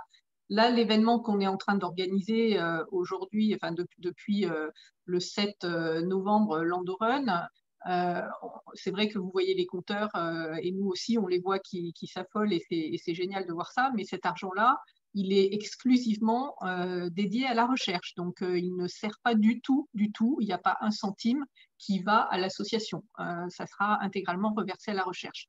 Donc, c'est aussi de notre investissement personnel pour générer ces fonds, pour aider la recherche. Donc, on vous remercie vraiment de suivre le mouvement et d'y contribuer. Mais voilà, c'est important pour nous de dire que cet argent-là, il n'est pas destiné à l'association du tout. Donc, on compte aussi sur vos adhésions. Elles sont importantes, comme vient de le dire Céline. Voilà donc pour cette partie-là. Justement, on parlait de l'Endorun. Gersand, est-ce que tu veux un petit peu nous parler de cet Endorun? On sait que cette année, tu es un petit peu frustrée de ne pas pouvoir pédaler dans le bois de Vincennes Sous la pluie. pour préparer le circuit. Oui, bah oui, cette année, c'est un format bien différent. Alors, moi, j'aurais juste aimé revenir un moment sur comment on a créé ce concept d'Andorran. Tu nous as pris un peu pour des folles, non? En gros, moi, quand j'ai rejoint l'association, je faisais des choses bien différentes, hein. J'étais à la communication, donc Marion vous en parlera un petit peu donc avec Nathalie. Mais à côté de ça, j'aime beaucoup courir. Et je pense qu'en discutant avec Nathalie, avec Céline, avec Emeline, à un moment donné, on a dû dire un truc du genre ça serait bien qu'il y ait la même chose pour l'endométriose. Mais je pense qu'on en a parlé, ou moi j'en ai parlé juste comme ça, comme une idée de coureuse amateur, en disant oh ouais, ça serait tellement cool un jour. Mais alors, il ne faut jamais faire ça à Endomind. Jamais, parce que vous ne connaissez pas Nathalie. C'est-à-dire qu'une idée fantasque, quelque chose qui vous fait plaisir, voilà, mais ça tombe jamais dans l'oreille d'une sourde. Mais c'est ça qui est important aussi, Gersand, et je rebondis sur ce que tu dis, c'est aussi, il ne faut pas que ça soit non plus le bénévolat uniquement une corvée. Il faut que ça soit aussi des choses qui nous font plaisir à faire, parce que sinon, c'est déjà du temps libre qu'on consacre à une cause. Si en plus c'est pour faire quelque chose qui ne nous plaît pas, qui nous barbe, ou qui demande vraiment un effort surhumain. Alors moi, ça n'a jamais non plus été l'éclate pour moi de me dire tiens, je vais aller taper aux portes des parlementaires. Non, c'était pas du tout. J'étais pas du tout destinée à ce genre de choses. Donc il faut aussi qu'on fasse des choses qui nous plaisent. Exactement. Et du coup, le bureau a saisi la balle au bon, et c'est comme ça qu'on se retrouve projeté dans une réunion dans un obscur local de la Fédération d'athlétisme d'Île-de-France pour aller inscrire la première date de l'Endorun 2018. C'était en 2018, la première édition. Ouais. Et vous avez à ce moment-là juste été extraordinaire, hein. Je pense on s'attendait à ce qu'il y ait du monde, mais autant de monde, je pense que c'était juste inespéré. On a vendu tous les dossards. Et pourtant, tu nous rappelais la petite anecdote hier des spécialistes d'organisation de courses qui nous disaient vous arrivez avec une course toute nouvelle, personne ne connaît, etc. Si vous avez 500 participants, ça sera super, quoi. Voilà, quand on arrive dans le circuit, l'Île-de-France, Paris plus précisément, c'est juste saturé en course. Il y a 3 courses tous les week-ends. Voilà, il y a un engouement pour la course à pied, et c'est super, hein. Ça permet à un plus grand nombre de personnes d'avoir une pratique sportive. Et franchement, voilà, on nous disait 500, 700, ça sera déjà pas mal. 1400. Vous avez été 1400 et on a dû vous dire non. Et ça, c'était terrible. Enfin, Ouais. moi, j'étais à la remise des dossards. Je ne savais pas quoi. Vous veniez nous voir, on peut courir, et on pouvait que vous dire non, en fait. Donc, Alors, on voilà. a dû dire non, c'était pas parce qu'on n'avait plus de dossards, c'est juste parce que le lieu qui nous accueillait ne nous permettait pas de recevoir plus de monde. Donc, Exactement. Donc, on avait limité le nombre de personnes et le nombre de dossards commandés. Donc, en fait, on pouvait juste plus pas vous accueillir plus. L'année d'après aussi, un gros succès. Et puis, on avait développé la volonté d'aller aussi ailleurs qu'à Paris. On a eu une édition à Orléans qui a rencontré aussi beaucoup de succès. Et puis, cette année, le Covid. Voilà. Donc, on vous assure que la date, elle était bien prévue. On est allé à la fédération d'athlétisme. On a réservé le créneau. Mais Le Covid, vélodrome, tout, voilà. voilà, tout était bon. Et puis, il a fallu innover. Et je pense que ça, c'est une force incroyable qu'a Endomind. C'est que on ne se laisse jamais abattre quand il nous arrive des choses, des aléas, des imprévus, des bâtons dans les roues, des pépins. En fait, on arrive C'est toujours. des personnalités hein, aussi qui font que voilà, il y a un état d'esprit dans l'association qui est quand même très positif et des personnes qui prennent beaucoup sur elles, qui se laissent pas abattre et qui ont cet état d'esprit vraiment d'aller de l'avant, de toujours trouver les ressources pour. Ça peut nous arriver de lâcher hein, aussi certains sujets ou de se dire non, on le reprendra un petit peu plus tard. Mais là, clairement, on a vécu des tels moments pendant les Endoruns en présentiel que c'était vraiment Céline a pleuré. Hein.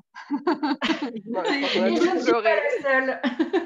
Céline a pleuré quand il a été question d'annuler complètement l'Endorun. Donc ça, c'était un cri de cœur. Quand on s'est posé la question, on s'est dit non, on ne peut pas faire ça. Donc, non, ouais. Je crois qu'on peut le dire parce que c'est difficile à transcrire, mais qu'il faut le dire malgré tout. C'est une édition, c'est une course qui est bien plus qu'une course. C'est voir des gens se dépasser pendant un an, s'entraîner, courir en couple. Alors même que la maladie nous met plusieurs jours de l'année à terre. Voilà, c'est tout ça. Bon. J'ai encore les images en tête, les vidéos de Priscilla de retour sur l'édition le montrent véritablement bien. C'est se retrouver à Paris au mois de novembre alors qu'il ne fait pas très chaud, évidemment. Pas vraiment. C'est un vrai plaisir, quoi. Vous retrouvez tous sur cette édition-là avec un état d'esprit hyper positif. Mais c'est ça, c'est ce que tu disais, de voir aussi l'entourage. Je pense qu'on ne l'avait pas du tout anticipé, ça. Hein. C'était pas quelque chose qu'on avait identifié, mais en tout cas, on s'en est rendu compte sur place le jour J. La première édition et la deuxième édition, de voir que les conjoints sont les premiers à mettre les baskets et à aller courir pour l'endométriose, mais tout simplement parce que tout au long de l'année, mais ils sont vraiment démunis aussi, et comme les parents sont démunis aussi. Les enfants, j'ai une pensée pour une jeune fille. L'année dernière, il y a un papa qui nous a envoyé un mail parce que sa fille voulait courir. Et qu'elle était dans une catégorie d'âge qui n'était pas possible d'intégrer sur la course. Donc, évidemment, elle a été très, très déçue de ne pas pouvoir courir pour sa maman. Donc, ça nous avait vraiment beaucoup, beaucoup touchés et on s'était dit, mais on va lui proposer de faire partie de notre équipe de bénévoles le jour J et de remettre les médailles aux finishers. Donc, elle a été ravie, donc on a découvert après coup qu'en fait elle venait de Bretagne, elle n'était pas du tout à Paris, donc ils ont fait le déplacement et ils sont venus à Paris pour qu'elle puisse prendre part à cet événement et montrer son soutien à sa maman. Donc vous avez été tellement nombreux à venir d'ailleurs, à venir vous organiser pour être présents, et ça c'était juste incroyable, quoi. Et je pense que cette motivation au-delà, à venir en dehors de votre région, elle se retrouve dans les participants aujourd'hui à la version virtuelle. Voilà, on a des participants en Belgique, en Martinique, au Portugal, en Norvège, Hongrie, en Guadeloupe, Réunion, Polynésie, en Espagne, au Canada, aux États-Unis, en Suède, en Allemagne. Enfin, c'est juste magique quand on reçoit vos photos de Norvège. c'est juste trop cool. Quand on voit vos photos en Polynésie française et on se demande où est-ce qu'il peut bien faire aussi chaud en ce moment, on regarde et qu'on voit que c'est la Polynésie. C'est quand même vraiment super cool. Et c'est vrai que le format virtuel, il nous a permis ça, de vous rassembler autour de cette cause, où que vous soyez. Et ça, c'est juste vraiment magnifique. Donc, c'est beaucoup d'émotions. Et puis, on n'a pas encore fini. La journée n'est pas terminée. Non. Donc, Voilà, les compteurs ne sont pas encore clos. Et vous êtes juste énormissime parce qu'on est à plus de 4200 participants. Voilà, je pense que un peu pareil que pour la première édition. On pensait que ça allait marcher. mais pas à ce point-là. Mais là, c'est juste énorme. Donc merci beaucoup. Voilà, puis on vous dit à l'année prochaine, dans tous les cas. La date, pareil, est déjà réservée. Gerson est déjà au taquet. Parce que l'année prochaine, elle va reprendre la présentielle parce que évidemment, c'est important aussi qu'on puisse être ensemble. Alors, on a la technologie qui nous y aide aujourd'hui à pouvoir partager ces moments-là avec vous, mais c'est quand même pas pareil. Mais c'est déjà bien qu'on puisse avoir cette opportunité-là et qu'on maintiendra de toute façon parce que voilà, on donne peut-être l'impression d'être une grosse association, mais non, on est des bénévoles, comme on le disait, qui ont aussi des professions à côté, des vies de famille, etc. Donc, on fait avec nos petits moyens et on va quand même essayer, en tout cas, on va s'y atteler, de faire en sorte que l'année prochaine, on puisse maintenir ce format virtuel pour toutes les personnes qui ne sont pas à Paris et qui veulent prendre part à cet événement qu'on maintiendra sur Paris si on espère quand même que dans un an, la situation nous permettra d'organiser cette course en présentiel. Oui, on croise les doigts comme Si je pouvais. Ah, pardon, Jason. Non, vas-y, Priscilla.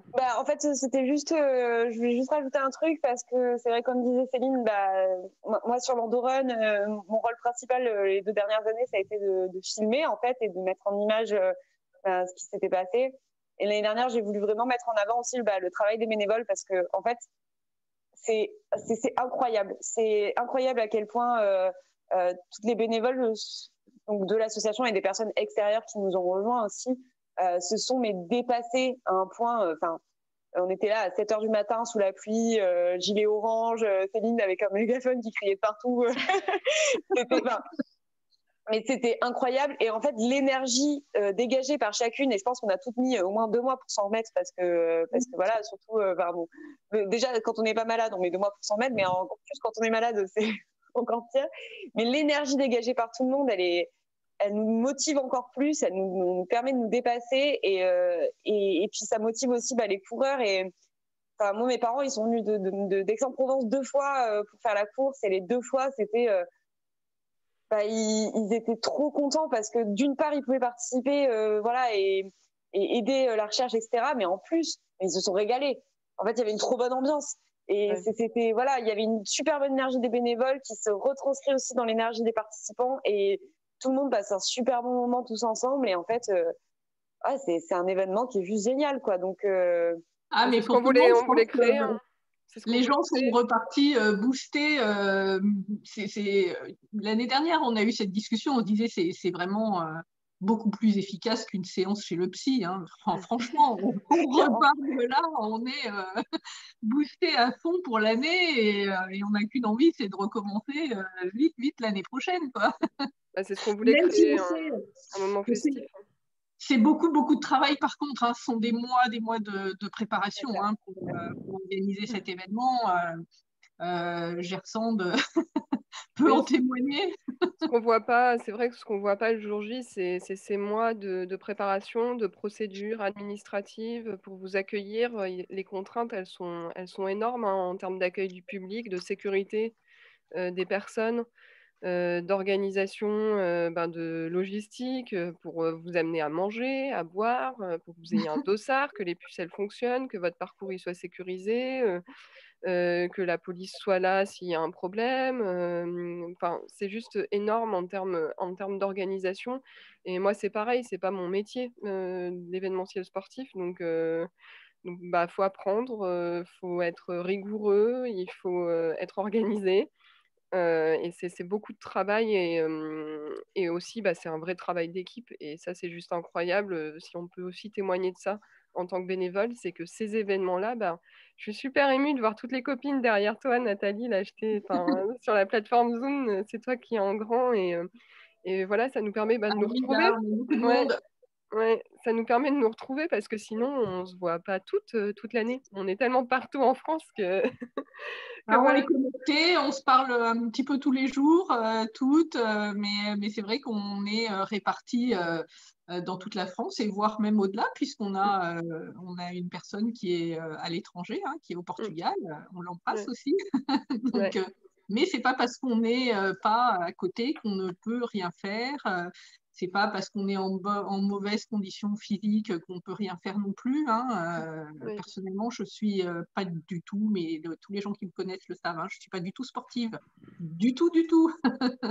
Par contre, relever un défi, je peux faire ça, il n'y a pas de problème, même dans le domaine du sport. Voilà, c'était le témoignage là pour l'Andorran et je voulais aussi, c'était un moment pour faire un petit clin d'œil à notre premier endomarcheur. Notre premier endomarcheur, c'était Claude, qui a marché sur 1400 km pour rallier Saint-Jacques-de-Compostelle. Et Claude est aussi venu donner un coup de main l'année dernière, sur les éditions précédentes de l'Andorran en tant que bénévole. Et donc Claude nous a quittés en février. Et vraiment, voilà, juste l'association, c'est aussi des rencontres incroyables. Moi, je pensais jamais rencontrer Claude quand je l'ai interviewé pour sa marche. Et en fait, la surprise, elle était juste énorme de le voir en vrai sur la course et être bénévole. Donc, une énorme pensée à Maryse, sa femme, à Jennifer, sa belle-fille, pour qui il marchait. Et voilà, l'association, c'est aussi ce type de rencontre. Et beaucoup, beaucoup d'émotions. Voilà. On Merci. fait pleurer, Gerfond.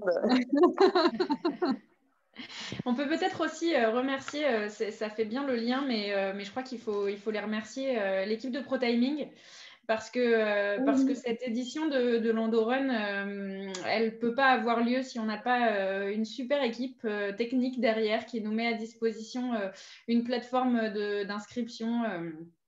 Et qui s'adapte aux demandes les plus folles, au compteur, à l'affichage, voilà, plein de choses. ProTiming a vraiment relevé ce challenge-là avec nous quand on a été les rencontrer il y a quelques mois en leur disant voilà, l'Andorran physique, on n'y compte pas trop dessus parce qu'a priori, il y a de grandes chances qu'elle n'ait pas lieu, mais pour autant, on ne veut pas rien faire. Est-ce que c'est possible d'adapter le format ? On lui a donné nos exigences et ce qu'on voulait faire et les rêves qu'on avait aussi. On a plein de rêves et plein d'exigences surtout. Voilà, c'est ça. Et du coup, ils ont dit banco. Je me rappelle de la conversation téléphonique avec Alexis, hein, mais bon, il y a une équipe derrière, mais Alexis on avait eu un échange avec lui et on essayait de réfléchir à ce qui nous semblerait super de mettre en place. Et Alexis disait oui, mais je pense que ça peut marcher. Et là, on l'a encore eu au téléphone ces dernières heures et il est épaté du volume d'inscription, effectivement, et ça leur permet aussi de développer des choses. On sait que ce genre d'entreprise galère en ce moment aussi énormément. Donc voilà, pouvoir innover et contribuer, nous, associations, à faire que des professionnels puissent se tester sur des choses et puis innover et avancer, c'est aussi un super effet collatéral positif des actions qu'on mène. Donc, merci à toute l'équipe de ProTiming et d'avoir cru en ce projet-là. Voilà, merci pour votre et du coup, on va en profiter aussi pour remercier notre régie à nous. Parce que c'est pareil, hein, on s'est dit, voilà, l'Andorran cette année, on ne veut pas lâcher, cet événement, il doit être maintenu d'une manière ou d'une autre. Donc, on a essayé d'imaginer plein de choses, on en a parlé autour de nous, à nos conjoints aussi, comment on peut faire. Nous, on aimerait que ça soit comme ça, comme ça, comme ça. Il faut qu'on puisse interagir avec les gens, etc. Donc, merci à Maxime et à Jean-Luc qui sont en train d'œuvrer pendant qu'on vous parle, donc pour qu'on puisse le faire. Donc Jean-Luc qui a qui s'est formé aussi, hein, puisque c'est pas non plus son métier à la base. Il s'est formé pour pouvoir mettre en place une régie, pour pouvoir nous proposer quelque chose qui soit aussi efficace et de très bonne qualité, surtout, parce que c'est important de le dire, qu'on puisse être connectés toutes d'où nous sommes, puisqu'à l'origine, on devait quand même être, Céline et moi, notamment dans la même pièce, mais ça n'a pas été possible à cause du confinement. Donc, tout ça est possible grâce à eux. Merci beaucoup, messieurs, pour ce gros boulot, parce que ils sont là avant nous, après nous, pour s'assurer que tout est en place, pour diffuser des choses aussi pendant que nous, on n'intervient pas en live. Il y a encore des choses qui sont diffusées. On vous diffusera d'ailleurs tout à l'heure encore les vidéos qui ont été faites par Priscilla, justement, pour expliquer la maladie. Donc voilà, merci à tous. Et surtout, Marion va nous parler aussi de ce qu'elle fait, elle, dans l'association, parce qu'elle ne dit rien depuis tout à l'heure. Rapidement, oui, on a parlé de l'importance du travail de sensibilisation qu'on mène chez Endomind depuis le début. Même si aujourd'hui on bénéficie d'une visibilité plus importante sur la maladie, c'est un volet de notre travail chez Endomind qui reste très important, que ce soit la sensibilisation auprès des médias. On communique assez régulièrement avec eux par le biais de communiqués de presse, par des interviews, par des reportages. Et on communique également pas mal avec vous, avec nos adhérents. On parlait de l'adhésion, c'est quelque chose que vous recevez aussi quand vous êtes adhérent chez nous, c'est la newsletter où on vous update régulièrement plusieurs fois dans l'année sur nos temps forts, les événements à venir, etc., etc. Et évidemment, on reste très connecté sur le digital avec nos réseaux sociaux, Facebook, Instagram, où on peut beaucoup échanger avec vous. On a également 2 groupes de parole Facebook où on est très actifs. Et enfin, LinkedIn sur un volet un peu plus professionnel. Donc voilà, on espère que la communication est fluide et que vous trouvez toutes les informations dont vous avez besoin. Super, en tout cas c'est une aide précieuse parce que le travail de communication, il est quand même assez énorme et c'est un travail qu'on ne voit pas. Donc, mais par contre, ça demande beaucoup d'énergie. Alors, on a été aidé cette année par Victoire qui travaille aussi avec les médias cette année parce que c'est quand même une partie assez énorme de gérer la médiatisation d'un événement. Donc, on a eu beaucoup d'aide cette année et ça, c'est vraiment précieux. Donc, on essaye de voir si les garçons peuvent se connecter pour qu'on les voit. Donc, on a Max qui peut peut-être allumer sa caméra, Max, parce qu'on voit que tu es connecté quand même. Si tu es présentable, hein. Non, il veut pas. Il veut pas. C'est un bien grand mot. Je cherchais le fond. D'accord. Ah, bah, la technique n'est pas si au point que ça quand même. Hein. Et non, la technique, on est les gens de l'ombre, alors on se montre pas trop. Bon, en tout cas, ils sont connectés tous les deux. Est-ce qu'on avait d'autres choses à voir sur, On n'a pas vu Jean-Luc. On n'a pas vu Jean-Luc. Allez, Jean-Luc, fais pas ton timide.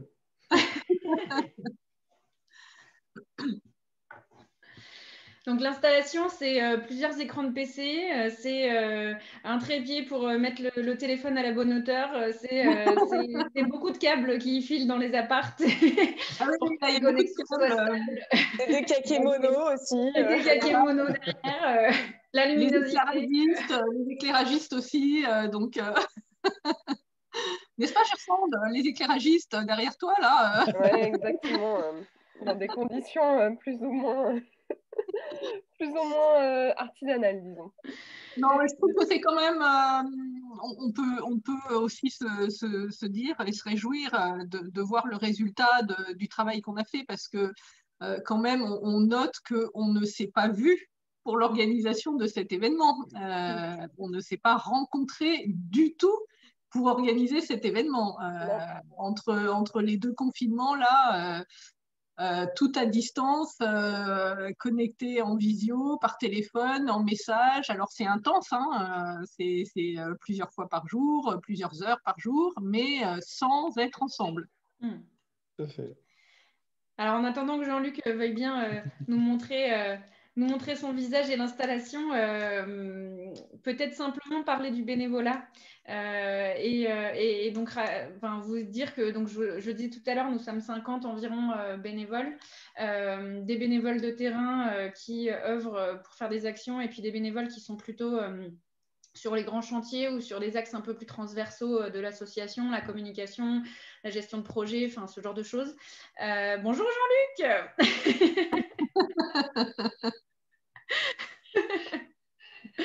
Merci à tous les deux. C'est quand même Jean-Luc, il faut rendre à César. Voilà, ce qui a été fait par César, c'est vraiment Jean-Luc qui a organisé tout le système, qui a imaginé le chemin technique entre la diffusion du flux et son arrivée sur les plateformes.